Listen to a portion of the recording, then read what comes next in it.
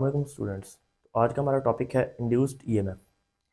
Induced EMF जो है ये तब इंड्यूस होती है जबकि हम किसी कंडक्टर को मैग्नेटिक फील्ड में मूव करवाते हैं तो उस कंडक्टर में ईएमएफ इंड्यूस हो जाता है। उस ईएमएफ इंड्यूस होने की वजह से उस कंडक्टर में करंट फ्लो करता है। ठीक है, अब इस चीज़ को हम एक्सप्लेन करने के लिए मोशनल ईएमएफ, क्योंकि हम कंडक्टर को मूव करवा रहे हैं तो जो ईएमएफ क्रिएट होगा हम उसको मोशनल ईएमएफ कहते हैं। ठीक है, तो इसकी डेफिनेशन हम इस तरह से लिखते हैं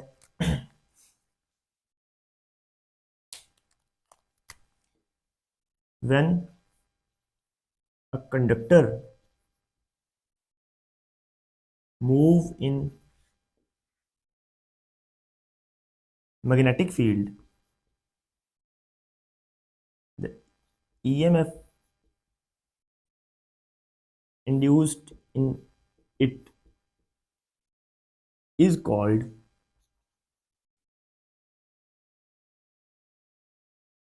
motional EMF। ठीक है, इस EMF को हम क्या नाम देंगे? मोशनल EMF का नाम देंगे। ठीक है, इसके लिए डायग्राम के लिए हम दो कंडक्टिंग रेल्स सेलेक्ट करते हैं। ठीक है, और इनमें मैग्नेटिक फील्ड जो है हमने टुवर्ड्स द बोर्ड अप्लाई किया हुआ है।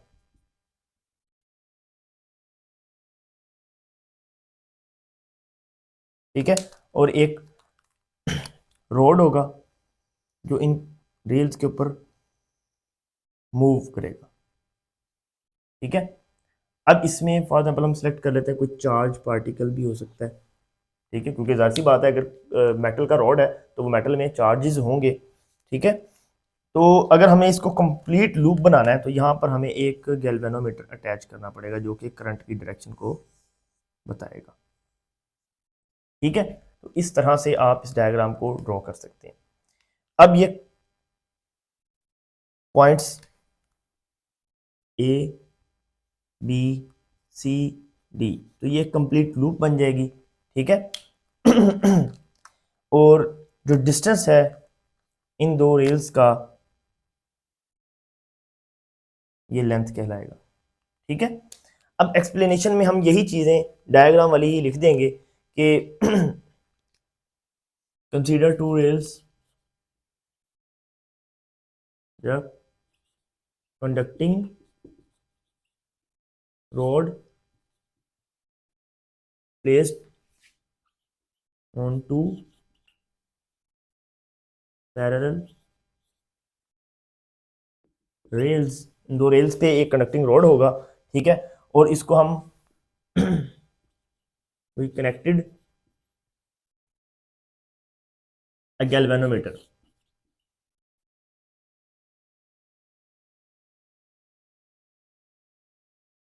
एंड फॉर्म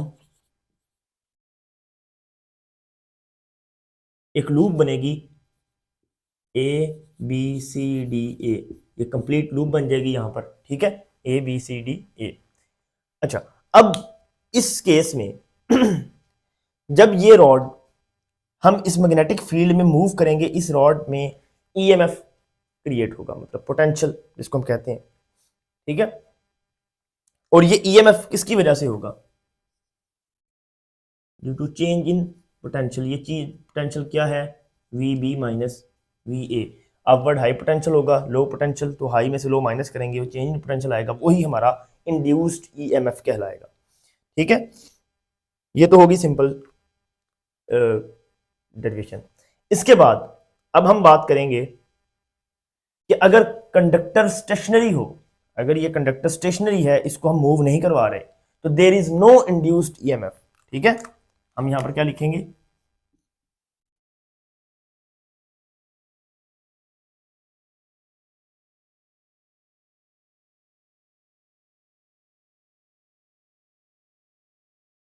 ठीक है, तो अगर कंडक्टर इज इन मोशन, ठीक है, अगर ये कंडक्टर मोशन में है towards the right direction, right direction में मूव कर रहा है, तो according to Fleming left hand rule, force, magnetic field और डायरेक्शन ऑफ मोशन। ठीक है, तो इस तरह से हम अप्लाई करेंगे तो टुवर्ड्स द अपवर्ड फोर्स लगेगी और चार्जेस किस तरफ फ्लो करेंगे? अपवर्ड फ्लो करेंगे, तो पॉजिटिव चार्जेस किस तरफ आ जाएंगे? ऊपर की तरफ। ठीक है, तो कंडक्टर जो अगर मूव करेगा तो हम चार्ज की जो फोर्स है वो कैसे फाइंड करते हैं? F is equal to Q into V cross B.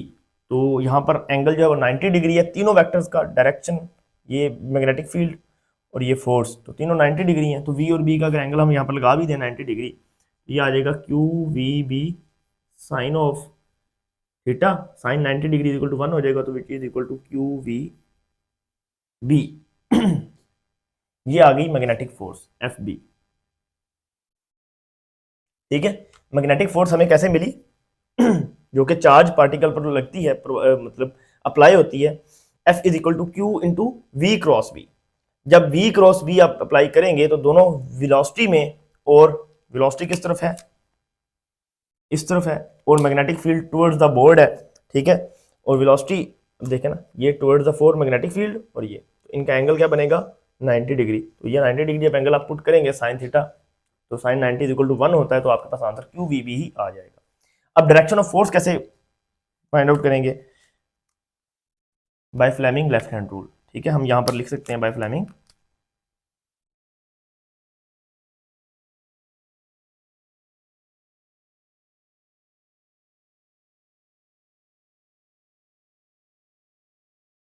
Left hand rule.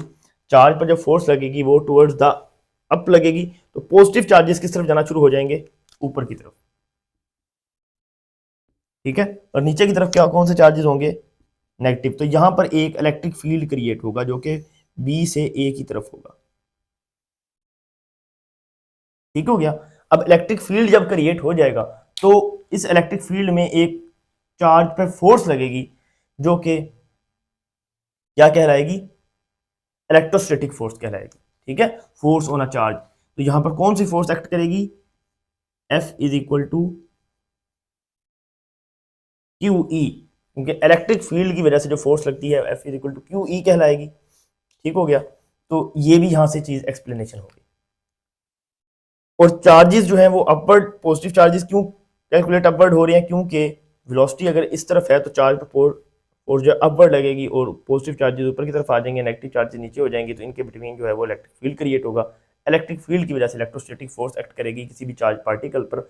अगर वो नेगेटिव चार्जेस हैं, फॉर एग्जाम्पल अगर इलेक्ट्रॉन्स हैं, तो करंट किस तरफ फ्लो करेगा? इस डायरेक्शन में फ्लो करेगा, और अगर पॉजिटिव चार्जेस हैं तो करंट इस डायरेक्शन में फ्लो करेगा।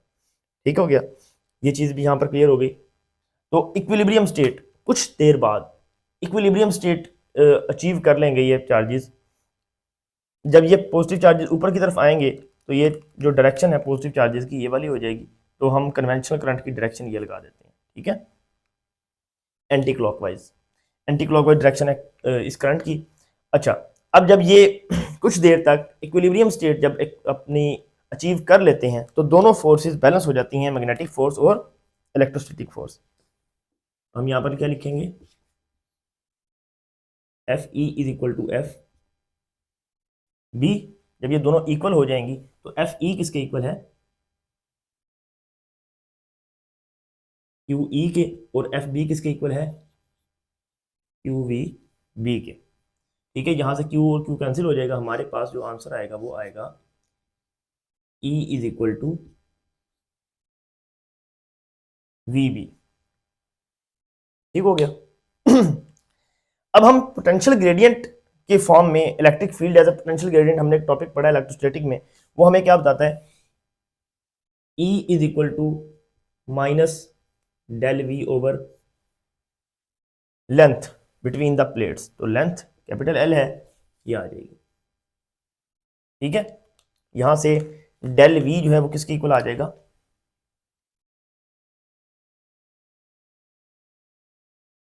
Del V is equal to minus E L. E L, तो ये ई की वैल्यू यहां पर आप पुट कर देंगे, जो कि आपके पास आ जाएगा del V is equal to minus V B L. ठीक है, अब हम यहां जानते हैं कि चेंज इन पोटेंशियल ही हमारा इंड्यूस्ड ईएमएफ कहलाता है। तो चेंज इन पोटेंशियल की जगह पर अगर हम इंड्यूस्ड ईएमएफ लिख दें, तो ये फॉर्मूला कुछ इस तरह से चेंज हो जाएगा। EMF is equal to minus V B L, या हम इसको जनरल फॉर्मूला इस तरह से लिखते हैं, E is equal to V B L sine of theta. ठीक है, तो ये हमारा बेसिकली इंड्यूस्ड ईएमएफ या मोशनल ईएमएफ का फॉर्मूला है जिसको हमने यूज करना होता है। ठीक है, तो ये हमारे जो आज का टॉपिक था ये यहाँ पर आकर ख़त्म होता है।